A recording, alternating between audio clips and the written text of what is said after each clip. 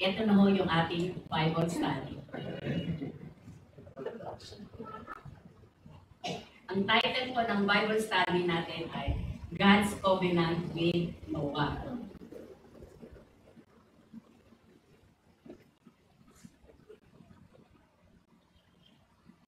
Once again, on a dry land with this new beginning, Noah's first act, yung unang ginawa ni, teka pala. Yung Bible natin, verses pala ay sa Genesis, kaduktong nitong Genesis 20:22.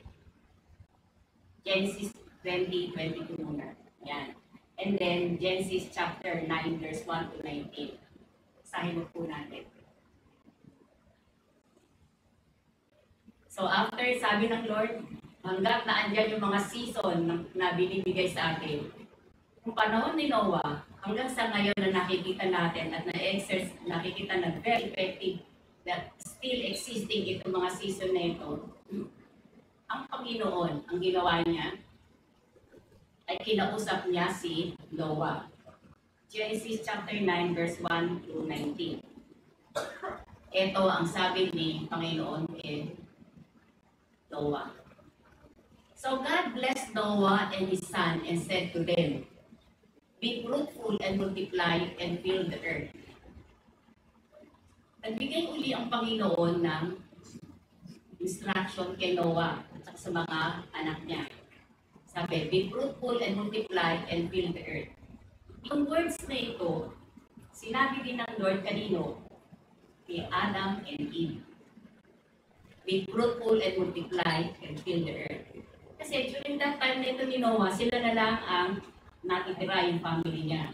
Kaya ito ang sinabi ng Panginoon sa kanila. O Noah, be fruitful and multiply and fill the earth. Next, please. And the fear of you and the dread of you shall be on every beast of earth, on every bird of the air, on all that moves on the earth, and all the fish of the sea. They are given into your hands. Next, please. Every moving thing that lives shall be food for you. So, binigay din ng Panginoon, binigyan si Noah ng instruction na, o ito ang magiging pagkain ninyo. Mga pretty things, yan. And I have given you all things, even as the green herbs. So, ang binigay na provision ng food ng Panginoon sa kanila ay yung animals at saka yung green herbs. Yan ang instruction ng Lord. Next, please. But you shall not eat flesh with its life, that is its blood. Next. Surely for your lifeblood I will demand or reckoning. From the hand of every beast I will require it, and from the hands of man. From the hand of every man's brother, I will require the life of man. Next, please. Whoever shed man's blood, by man his blood shall be shed. For in the image of God he made man. And as for you, be fruitful and multiply. Bring forth abundantly in the earth and multiply it. Maraming sinabi, be fruitful and multiply. Ito bilanggit uli ng Panginoon. Next, please.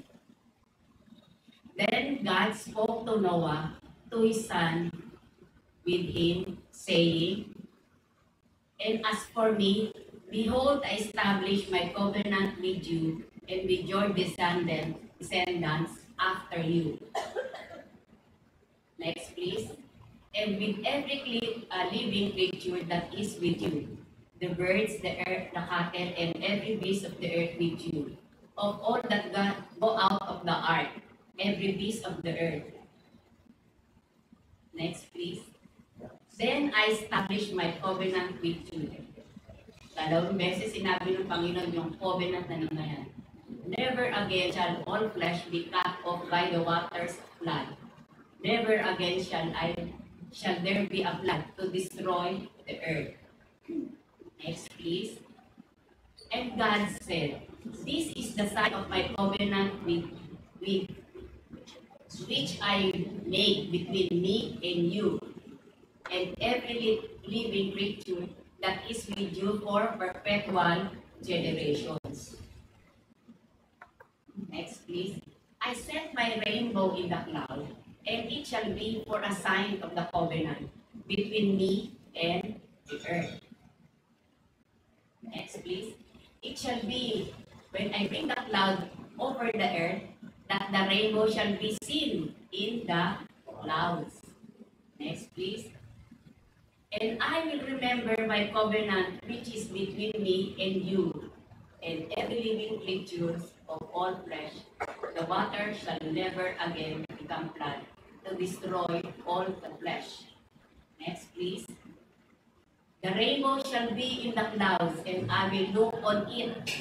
Remember the everlasting covenant between God and every living creature of all the flesh that is on the earth. And God said to Noah, this is the sign of covenant which I have established between me and all flesh that is on earth. Now the sons of Noah who went out of the ark were Shem, Ham, Japheth, and Ham was the father of Canaan. Next, last. These three were the sons of Noah. From this, the whole earth was populated. Ang title ng Bible study natin ay God's Covenant with Noah. Kung umpisa natin, nakita naman natin, ang first thing na ginawa ni Noah is to build an altar to the Lord. At when he built an altar to the Lord, nagbigay siya ng burnt offering that pleases God. At sabi ng Panginoon sa puso niya, never again I will destroy the earth by global flooding. Hanggat yung mga season na yan, yung seed time, at saka yung harvest, at saka yung cold and heat, summer and day, shall not cease. So nakikita natin dito, etong lahat na ito, nung panahon ni Noah hanggang sa panahon natin ay nararanasan natin. Di po ba? Everybody said? Yes. So ikaw at ako pala ay recipient. Ikaw pala at ako ay nagiging bahagi ng panahon ni Noah na pangako sa kanya ng Lord hanggang sa panahon pa natin, baka susunod na generation, na hanggang yung ang mundo, yung 4 na seasons na yun ay naandun pa. It will be na ang Panginoon hindi niya makakalimutan yung kanyang pangako kay Noah. God binds himself to a covenant with Noah and his descendants, promising never to destroy the earth by flood. So, sino gumawa ng covenant? Ang Panginoon ang gumawa ng covenant kanino? Kay Noah. At dito din sa binasa natin, God promised a rainbow as a sign of His promise. Kung baga sa notaryo, di ba pag notaryo yung agreement natin, merong notaryo seal, pake-seal dyan, para yung sabihin, legal and binding itong covenant na ito. Pero ang Lord, anong ginawa niya? Ano yung seal na binigay niya? Yung rainbow.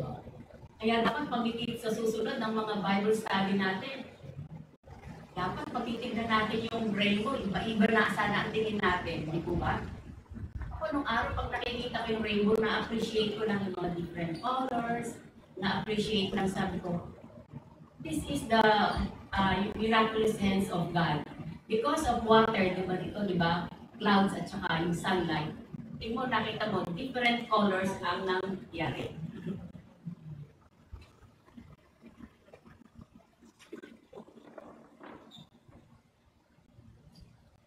Dito,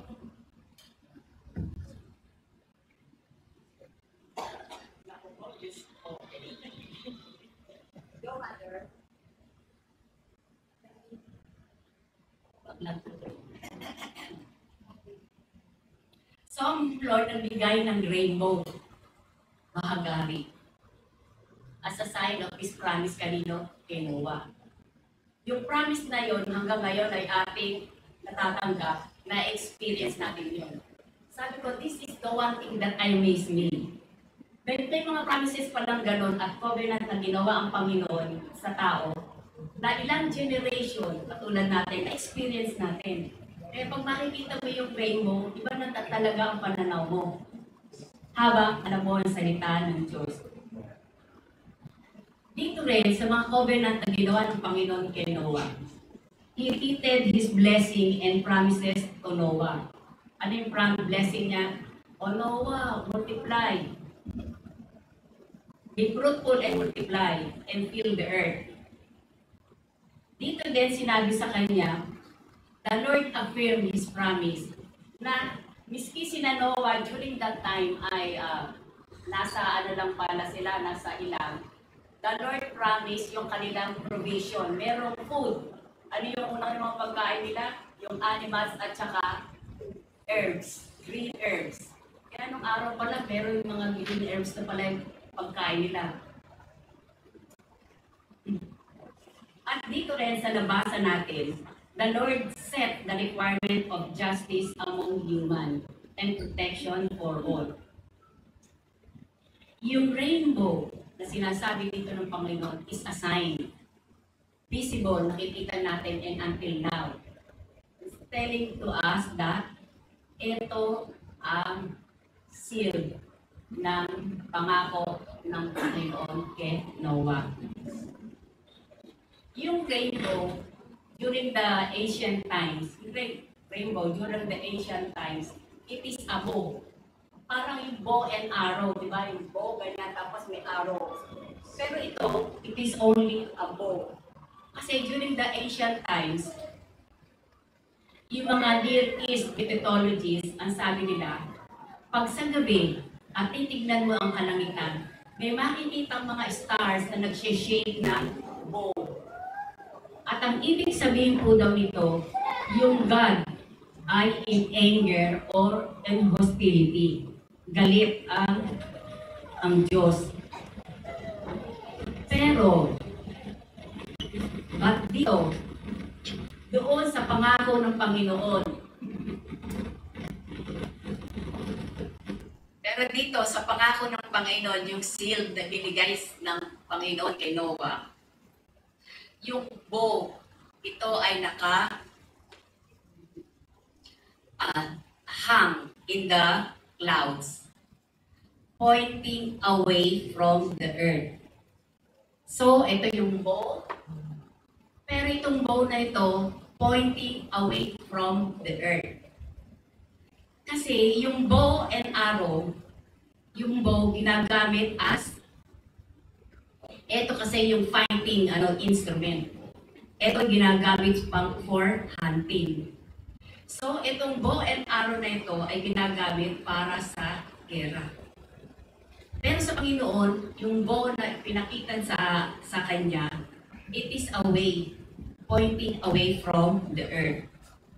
It was noted that yung divine hostility, yung galit ng Diyos, has been transformed into reconciliation between God and men. Makikita din natin na itong bow na ito na nakasabit, yung rainbow na yan, na dati ay instrument of war, become a symbol of peace and covenant with Noah.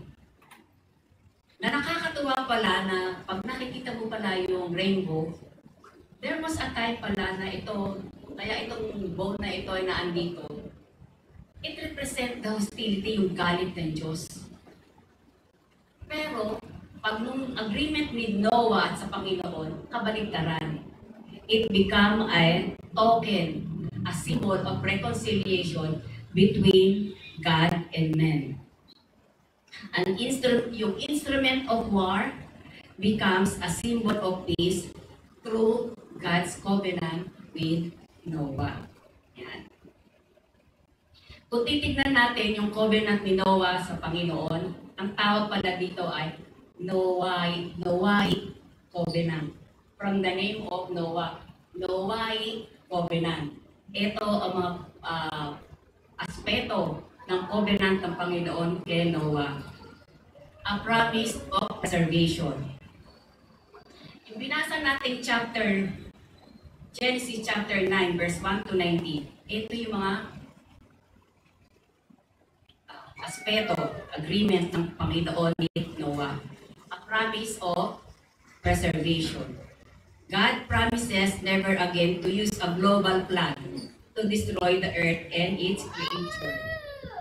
The sign of rainbow in the cloud serve as visible and enduring symbol of God's promise and faithfulness.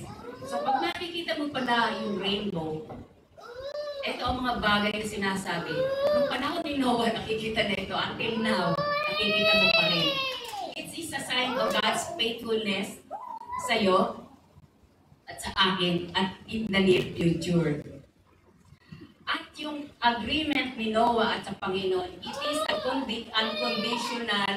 unconditional agreement. Ano ibig sabihin unconditional? Unlike some other contract, this unconditional does not depend on Noah's act. Walang gagawin si Noah dito or your future humanity's action para ang Diyos ay uphold yung kanyang promise not to send another another flood. So, ipinakita dito ng Panginoon, pag nakita mo yung rainbow, sinasabi dito, it is a symbol, visible symbol na nagpapakita na ang Panginoon at saka ito, ang reconciliation na ginawa ng Panginoon between man and sa Kanya. At walang kondisyon dito na dapat gawin si Noah para matupad ng Panginoon yung kanilang agreement sa dalawa. It is only God will do it.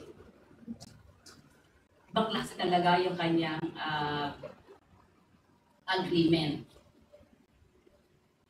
This is an unconditional, meaning it does not depend on Noah or future humanity's action for God to uphold His promise not to send another flood. Yung binasa natin kanina sa Genesis chapter 9, dito din, may sinabi din dito ang Panginoon patungkol doon sa rules of humanity. May sinabi dito na yung murder, shedding blood is forbidden, and the killer is to be put to death by another human, establishing capital punishment. So, hindi lang dito sinabi ng Panginoon yung about the makakainin na Noah, kundi pati yung rules na dapat yung papatayin mo yung kapwa mo, the Lord doesn't want that. Tapos, meron din sabi, eating meat from a living animal prohibited, emphasizing the sanctity of blood, which is seen as life principle. Kasi yung blood, naandito daw ang buhay. Doon sa covenant din yun, binanggit din dito yung a covenant that marked a fresh start for humanity and the earth after the devastation. Dito, makikita din natin na pag nakikita pala natin yung rainbow, basically, it speaks of God's faithfulness, it speaks of God's mercy, at saka yung kanyang amazing grace.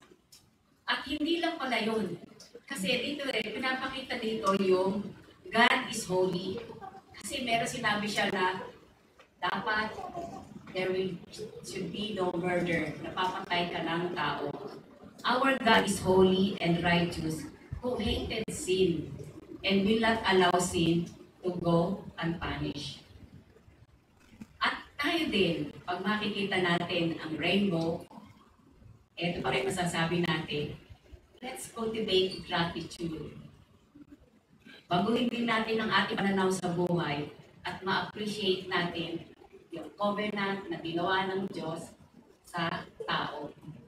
Everybody said? Yeah. Okay. So ako nabagong pananaw ko dito. Yung kanta natin na Amazing God, yan bagay-bagay sa Lord. Pero natuwa ako dito kasi sabi nga, Pag nakikita pala, ano kayang version? Pag nakikita pala ng Lord yung rainbow, He remember, naalala daw niya, yung kanyang agreement kay Noah at saka sa kanyang descendant, never na magkakaroon ng global flooding. Hallelujah. Kaya ngayon, ang gagawin ko, pag nakakita ko ng rainbow, sasabihin ko, Lord, alam ko, patay ka, nare-remember mo yung pangako mo kay Noah hanggang sa akin ngayon at susunod pa of your faithfulness. Kaya yung rainbow na yun, akala lang natin simpleng gano'n lang. Pero meron pa palang malalim na kahulugan. At habang alam ko marami pang mga revelations na mababanggit dito sa pulpito natin, na ang Panginoon until now, yung promises dyan na yung mga lahat ng panahon na yan, hanggat the earth exists, yung Noahic covenant will always be there. Because the God that loves us, care for us, is faithful and every amazing God. Everybody said, marami pong salamat. Kaya tamang-tama yung kanta natin ng Amazing God. Kaya nataba ako kanina Sabi ko, hallelujah. Di po ba? Ay, awesome pala, amazing. Awesome God. Alam nyo ba, there was a time na, may tayo pa konti. Sinabi ko sa Lord dito, Lord, every time na I study the Word of God, please make me continue to be amazed of what you are saying to us. Ito isang bagay na to. Natutuwa ko pag nakikita ko lang simple yung rainbow. Sabi ko, ay, ganun pala. Na pag nakikita pala ng Lord itong rainbow na ito, hindi lang pala ako natutuwa, kundi nare-remember din ng Lord yung kanya pangako sa tao. Sabagay, totoo naman. Is very willing to give His only begotten Son. Hindi yung rainbow pa lang, lalo na. At lahat ng mga ibinibigay natin sa Lord sa Kanya, ibang pag binigay natin ito with full heart, with a heart of worship, it will be a sweet aroma. Kaya sabi ko, wow, okay pala ito, a sweet aroma. At sasabihin, ang bungo ng offering ni Lydia Asuncion. I'm satisfied and happy. Let me story of LIC. Everybody said, Amen. Praise the Lord.